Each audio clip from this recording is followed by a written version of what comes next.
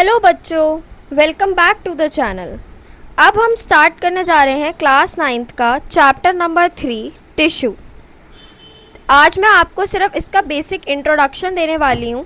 Next classes में मतलब इसके नेक्स्ट पार्ट्स में हम आगे के सारे टॉपिक्स पढ़ने वाले हैं, जिनका आज मैं सिर्फ आपको एक सिंपल सा इंट्रोडक्शन दूंगी कि क्या क्या टॉपिक्स हमें इन चैप्टर में पढ़ने हैं। चैप्टर नंबर 3 में ये बायोलॉजी का पार्ट है और ये काफ़ी ज़्यादा इंपॉर्टेंट चैप्टर है पेपर पॉइंट ऑफ व्यू से, और हायर क्लासेस में भी ऑब्वियसली ये चैप्टर काफ़ी ज़्यादा वेटेज रखता है। तो पहले हमें इसके अंदर पढ़ना है इंट्रोडक्शन। इंट्रोडक्शन के अंदर हमें पढ़ना है कि कैसे सेल से टिश्यूज़ बनते हैं, टिश्यू से ऑर्गन, ऑर्गन से ऑर्गन सिस्टम और ऑर्गन सिस्टम से ऑर्गेनिज्म। अगर आपको याद हो तो इस पूरे प्रोसेस को हम लेवल ऑफ ऑर्गेनाइजेशन कहते हैं। उसके बाद हम टिश्यू की डेफिनेशन पढ़ने वाले हैं, डिवीज़न ऑफ लेबर पढ़ने वाले हैं, फिर पढ़ने वाले हैं कि क्यों टिश्यू जो है ज़रूरी होता है मल्टी सेलुलर ऑर्गेनिज्म के लिए। मल्टी सेलुलर ऑर्गेनिज्म मतलब जो एक से ज़्यादा सेल्स के बने होते हैं।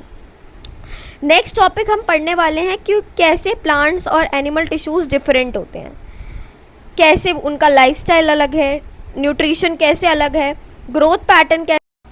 नेक्स्ट फिर हमें पढ़ना है प्लांट टिश्यूज़ के बारे में। प्लांट टिश्यूज़ के अंदर हमें ग्रोथ के लिए जो इंपॉर्टेंट है टिश्यूज़, उन्हें बोलते हैं मेरिस्टेमेटिक टिश्यू।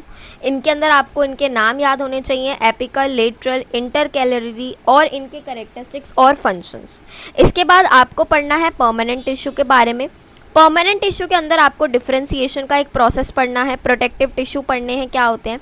फिर ये दो टाइप के होते हैं, एक होता है सिंपल परमानेंट जिसमें आता है पैरेन्काइमा, कोलेनकाइमा एंड स्क्लेरेन्काइमा।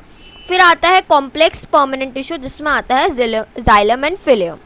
ठीक है, अभी आपको सिर्फ नाम याद रखने हैं, ज़्यादा डिटेल में नहीं पढ़ना है। जैसे जैसे मैं आपको पढ़ाती जाऊँगी फिर आपको डिटेल में इनके बारे में पढ़ते जाना है।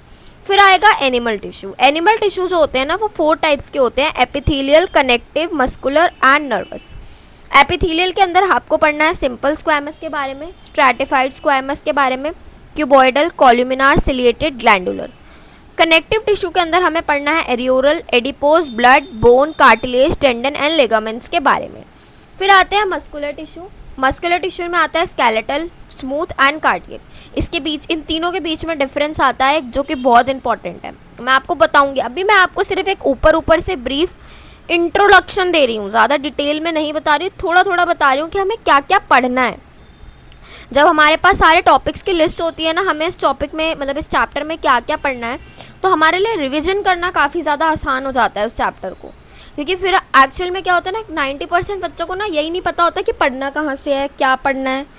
बट जब आपके पास टॉपिक्स होते हैं ना कि आपको ये टॉपिक पढ़ना है, तो आपके लिए पढ़ना और आसान होता है।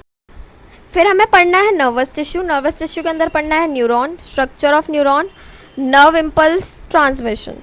ठीक है, ये तीनों टॉपिक्स हमें इसके अंदर पढ़ने हैं।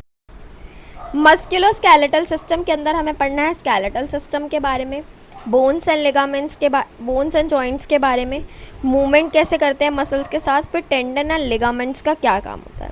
तो ये पर्टिकुलर ब्रीफ थी पूरे चैप्टर की, जो हमें इस चैप्टर के अंदर पढ़ना है पूरे टॉपिक्स। अब एक एक करके हम आगे के पार्ट्स में सारे टॉपिक्स को कवर करेंगे और मैं आपको इससे रिलेटेड वर्कशीट्स देती जाऊंगी। तो आप हमारी इन वीडियोस से कनेक्टेड रहना, चैनल को सब्सक्राइब कर लो, बेल आइकन प्रेस कर लो। जो भी डाउट हो कमेंट सेक्शन में लिखो, पर्सनल गाइडेंस चाहिए हमसे पर्सनली कांटेक्ट करो और अपने इस चैप्टर को ख़त्म करो, क्योंकि अब आपके मिड टर्म्स बहुत पास आ गए हैं, अगस्त ऑलमोस्ट आ गया है और सितंबर में आपके मिड टर्म एग्ज़ाम स्टार्ट हो जाएंगे। कि इट्स वेरी हाई टाइम कि आप लोग पढ़ना स्टार्ट कर दो और अपना एक एक चैप्टर कंप्लीट करना शुरू कर दो।